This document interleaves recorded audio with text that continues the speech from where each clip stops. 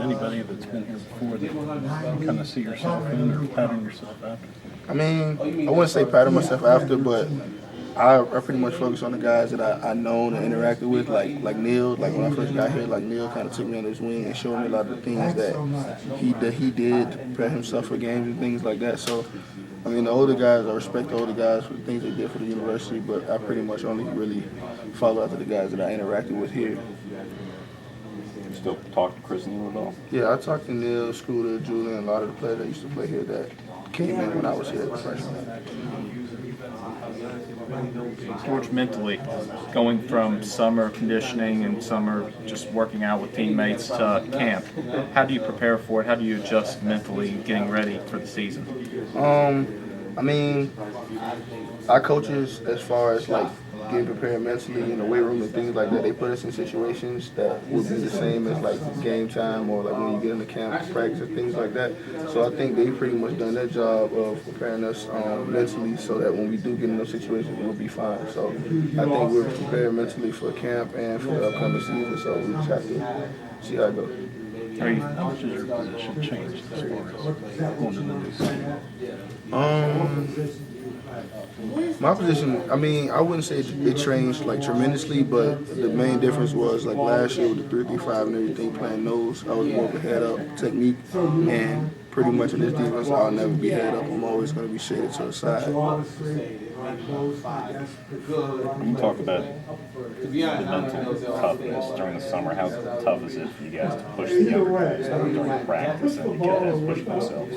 I mean, I think it's very important that we push the young guys because, I mean, the transition from high school to college, I don't think they understand sometimes that it's different and that practice is going to be different and actual game is going to be different. So just letting them know and showing them that the transition is going to be different and it's not going to be the same thing that you get in high school. To make it tougher for you, knowing you're one of the guys that has to push these guys as well as yourself. I mean, honestly, it pretty much motivates me to do better because if I have to show them, I have to actually lead by example and do it myself. So that keeps me on my toes.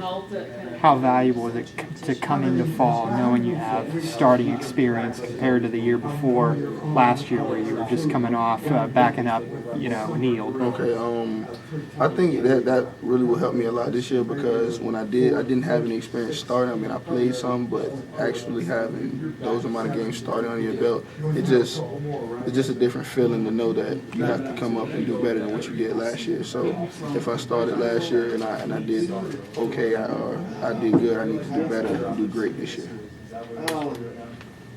What brought you to WVU? What was the main thing that attracted you to this school when you were high school senior? I think I would say the fans, maybe. I came to the game and they showed me around the culture and everything in West Virginia, being in Morgantown and everything like that, and I was sold on just the tradition of being a Mountaineer. Mm-hmm. Who was your main recruiter? Was it? As a coach? Yeah. Doc Holliday. Doc Holliday. Mm-hmm. Okay. Just describe, what your relationship with him when you guys first talked and when you were looking for a school. I mean, it was great, as a typical recruiting as a coach and everything like that. I mean, he told me what it would be to be a Mountaineer and everything, how it would be good to play here, what I could do to advance myself here as far as a degree and playing football. So it pretty much worked out.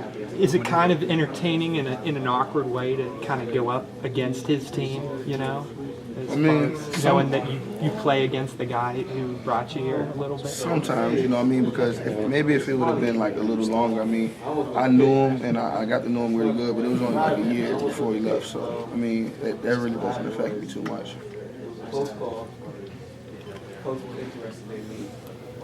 You mentioned earlier that maybe one of the big differences in terms of what you're going to be doing as a nose is that you'll shade to one side or the other in this defense. Does that really change much in terms of your responsibilities? I know that people in years past it was that the nose is going to take up a bunch of blockers and not really make a lot of plays. Are you going to be more of a playmaker in this defense? Yes, and I think that would be the main change because now I'm more of in the shade.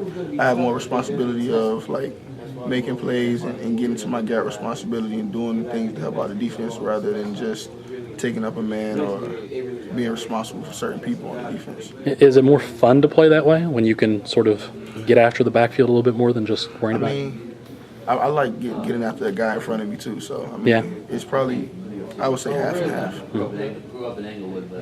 You have, the defensive end and the buck position out there. Does that sort of free you up to, or I mean, what your responsibility is? Does that free them up more that you've got, more athletes on the end than you have in free down linemen set in the past? I mean, with the buck position, I mean, even though sometimes they might drop out in the coverage, they're pretty much on the line all the time. So having 4 people on the line is always better than having 3. When you just the numbers and the scheme that the defense brings to the table.